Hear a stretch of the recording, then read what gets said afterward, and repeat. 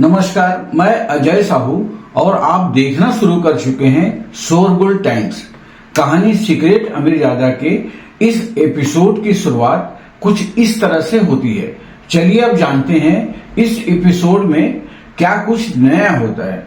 दीपक और आहान की लड़ाई में कौन जीतने वाला है यह तो वक्त ही बताता, लेकिन उस वर्कर को बुरा न लगे इसलिए आहान ने उसके वहां बैठने के बाद बात करने की कोशिश की। वैसे आप जा कहाँ रहे हैं अंकल? आहान ने सहजता के साथ पूछा। मेरा बेटा मनाली के अस्पताल में भर्ती है, उसी के लिए मैं वहां जा रहा हूं। उस वर्कर ने अपने झोले को कसकर पकड़े हुए था। आहान समझ चुका था कि उस झोले में पैसा है। बाकी सबके लिए भले ही वो छोटी रकम थी, पर उस वर्कर के लिए वो उसके जीवन भर की कमाई थी। उन्हें वहां बैठाने के लिए आहान के पास दो कारण थे।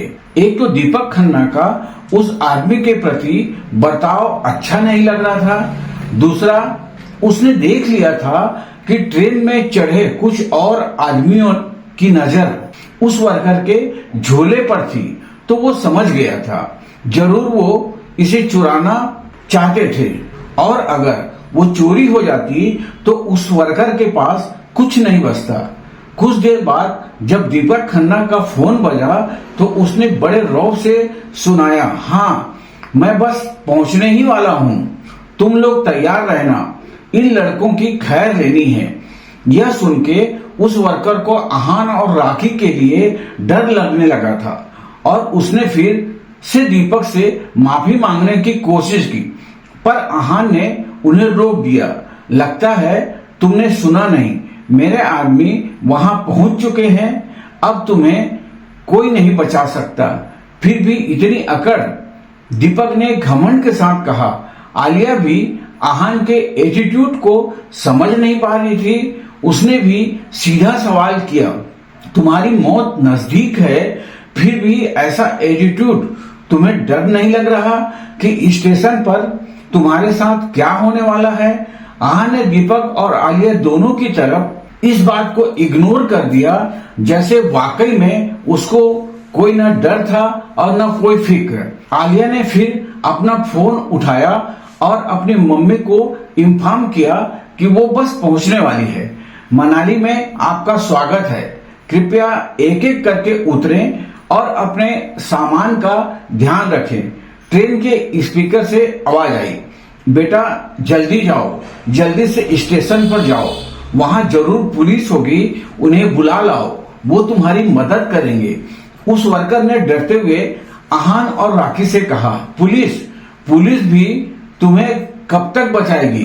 दीपक खन्ना ने शैतानी मुस्कान के साथ कहा, पर आहान अभी भी एकदम कूल और कलम था। उसने उस वर्कर की मदद करते हुए कहा, अंकल आप बिल्कुल चिंता मत करिए, हमें कुछ नहीं होगा, आप आराम से स्टेशन पर उतर जाइए, हम यहाँ का मामला संभाल लेंगे। आप जाइए, आपका बेटा हॉस्पिटल में आपका इंतजार कर रहा होगा। इसके आगे वो वर्कर कुछ नहीं बोल पाया और वहां से लाचारी में निकल गया। वर्कर के कंपार्टमेंट से निकलते ही दीपक ने पूछा, तुम में हिम्मत है मेरे साथ चलने की? इस बात पर आहान हल्का सा मुस्कुराया और बोला, मुझ में हिम्मत क्यों नहीं होगी तुम्हारे साथ चलने में? यह सुनकर आलिया हैरान रह गई। यह आदमी अभी भी न डरने का नाटक कर रहा था, अभी भी इतनी अकड़। मुझे उम्मीद है जब तुम मेरे आदमियों से मिलोगे तब भी इतनी अकड़ रख सकोगे, दीपक खन्ना ने कहा। इतना कहकर वो आगे आगे चलने लगा। आहान और राखी उसके पीछे पीछे चल रहे थे। आलिया भी उनके पीछे पीछे गई, यह सोचकर कि अब वो यहाँ तमाशे का मजा लेगी। दीपक को आते देख कुछ लोग सामने से चलकर आने लगे। क्या यही वो दो लोग हैं? आज इनकी जमकर धुलाई करना। यह कहकर दीपक उसकी ओर बढ़ गया और आहान और राखी को घूरने लगा।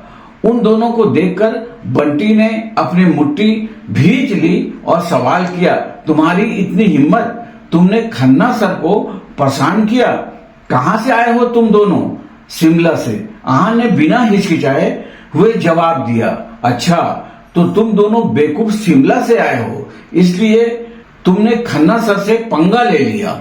अब बताओ तुम्हें अपने हाथ पैर में से क्या बचाना है? बंटी ने उन्हें चिढ़ाते हुए कहा। सब, आहान ने जवाब दिया, सब। मुझे लगता है तुम्हें उनसे कुछ नहीं चाहिए। इतना कहकर बंटी ने हाथ से इशारा किया और बाकी लोग उन दोनों पर हमला करने आगे बढ़े।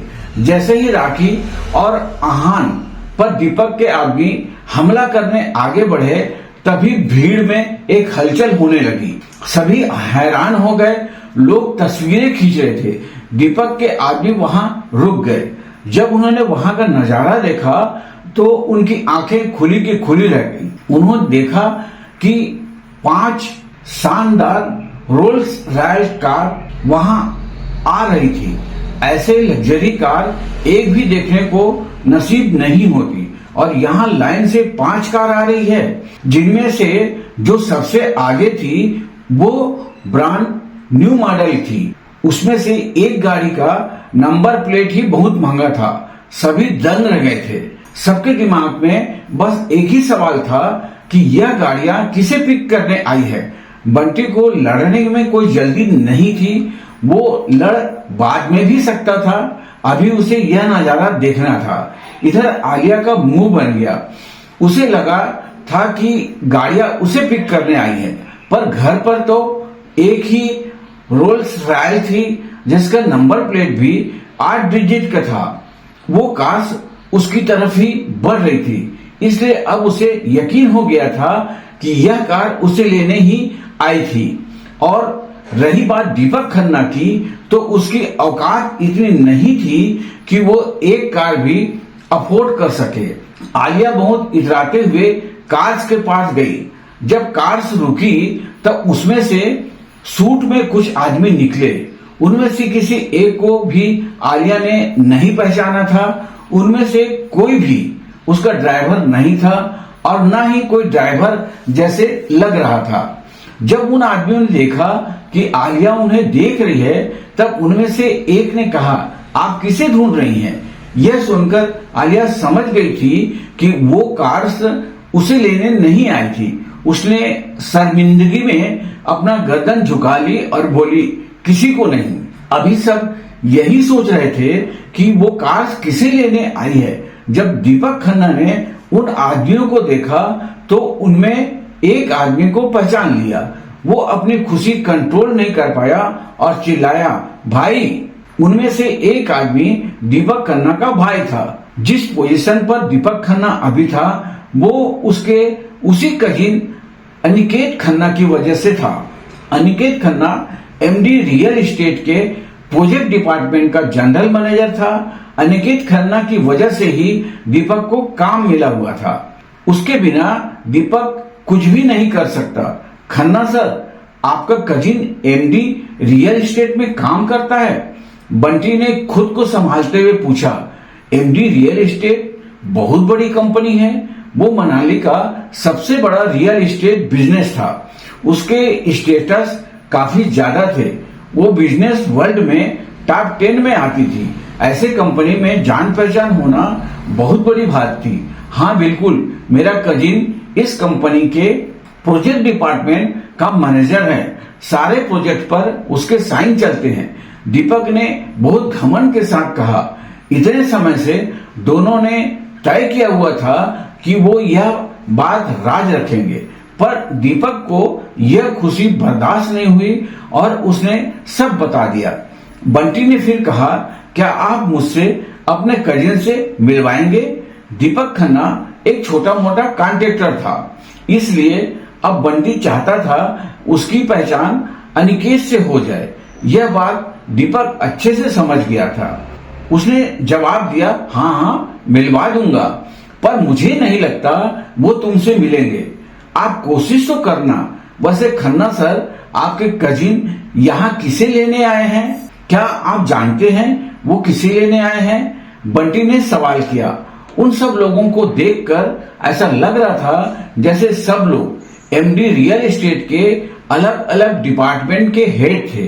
उन्हें देखकर ऐसा लग रहा था जैसे वो एमडी रियल एस्टेट के चेयरमैन को लेने आए हैं। लगता है ये लोग एमडी रियल एस्टेट के चेयरमैन को लेने आए हैं, दीपक खन्ना ने कॉन्फिडेंटली कहा। एमडी रियल एस्टेट की चेयरमैन? बंटी के आंखों में जलन थी। वो तो फोर्ब्स लिस्ट में आते हैं ना। आहान वहां खड़े होकर सब देख सुन रहा था और हंस रहा था। तुम क्यों हंस रहे हो? तुम मौत के इतने करीब हो और फिर भी हंस रहे हो? दीपक ने अपना सिर हिलाया और आहान को घूरने लगा। मैं तुम्हारी बेवकूफी पर हंस रहा हूँ, आहान ने स्ट्रिक्टली जवाब दिया। बेवकूफ? दीपक ने गुस्से से कहा। तुम्हें लगता है मैं बेवकूफ हूँ? तुम्हारा यह कजिन एमडी रियल एस्टेट के चेयरमैन को लेने आए हैं, आहान ने शांति से कहा। एमडी रियल एस्टेट के चेयरमैन को नहीं, इतनी सारी कार्स उन्हें लेने नहीं आई तो फिर किसे लेने आई है? तुम्हें? तुम्हारा दिमाग तो खराब नहीं हो गया है? दीपक खन्ना ने झुंझलाते हुए कहा। अगर यह कार चेयरमैन को लेने नहीं आई है तो फिर किसे लेने आ सकती है? अब की ना तुमने समझदारी की बात, आहान ने मुस्कुराते हुए कहा। दीपक को खांसी आ गई। वो सोचने लगा कि यह आदमी पागल हो गया है। खन्ना सर, मुझे लगता है यह पागल हो गया है, डर के मारे यह कुछ भी बकवास कर रहा है। बंटी ने उसका मजाक उड़ाते हुए कहा। उन दोनों के कपड़े इतने खराब लग रहे थे कि अगर वो कहीं मजदूरी करने जाए तो ही गलत नहीं होगा। अच्छा, तो आपको विश्वास नहीं हो रहा कि वो मुझे ही लेने आए हैं? आहान ने कहा। अगर यह बात सच है कि यह तुम्हें लेने आए हैं तो मैं यह स्ट्रीट लैंप खा जाऊंगा, दीपक ने उनका मजाक उड़ाते हुए कहा। इस पर आहान को हंसी आ गई और उसने कहा, हा हा हा, फिर तो मुझे लगता है तुम्हारे दांत इतने मजबूत नहीं होंगे। इतने में वो सभी लोग उनकी तरफ बढ़ने लगे। उनमें से लंबी और बहुत ही खूबसूरत लड़की थी। उसने अपने बालों को कसकर बांधा हुआ था और एक बहुत ही खूबसूरत सा काला ड्रेस पहना हुआ था। उसके चांस की पूरे मनाली शहर में चर्चा थी। वो और कोई नहीं, अस्मिता कपूर थी, एमडी रियल एस्टेट की एग्जीक्यूटिव डायरेक्टर। उसका नाम मनाली के खूबसूरत लड़कियों में से सबसे टॉप पर आता था। वो कभी भी ऐसे पब्लिक प्लेस में नहीं आती थी, पर आज ऐसा क्या हुआ है जो वो रेलवे स्टेशन पर आई है? सभी इस बात से हैरान थे और अलग अलग अनुमान लगा रहे थे। ऐसा कौन आया है जिसको अस्मिता कपूर पिक करने आई है? क्या सच में एमडी रियल एस्टेट के चेयरमैन आए हैं? इतनी खूबसूरत लड़की को वहां देखकर दीपक खन्ना अपने आप को संभाल नहीं पाए और बार बार लंबी आहें भर रहे थे। वो कुछ कदम चलकर अनिकेत के पास गए और बोले, अनिकेत। अनिकेत एक अधेड़ उम्र का आदमी था जो दीपक के मुकाबले काफी फिट था। दीपक को देखा तो उसका मुंह चढ़ गया। उसने चिढ़ते हुए कहा, दीपक, तुम यहाँ क्या कर रहे हो? कुछ खास नहीं, बस दो लोग थे जो मुझे परेशान कर रहे थे, बस उन्हीं को सबक सिखाने के लिए यहाँ हूँ। अच्छा ध्यान रखना किसी की जान न चली जाए। अनिकेत ने उसे वार्न करते हुए कहा। हाँ हाँ, मैं इस बात का ध्यान रखूंगा। पर आप सब यहाँ, क्या आप चेयरमैन को लेने आए हैं? दीपक ने सवाल किया। नहीं, हम यहाँ किसी और को लेने आए हैं। किसी और को? आखिर आज ऐसा कौन आया था जिसको लेने इतने सारे लोग मनाली स्टेशन आए थे? क्या यह कोई बहुत बड़ा आदमी था? अस्मिता कपूर जो पब्लिक प्लेस में नहीं जाती, आज यहाँ क्यों है? बस इसी के साथ यह एपिसोड यहीं पर समाप्त होता है। कल फिर इस कहानी को आगे बढ़ाते हुए मुलाकात होगी। आज के लिए बस इतना ही। अब हमें कल तक के लिए इजाजत दीजिए। नमस्कार, धन्यवाद।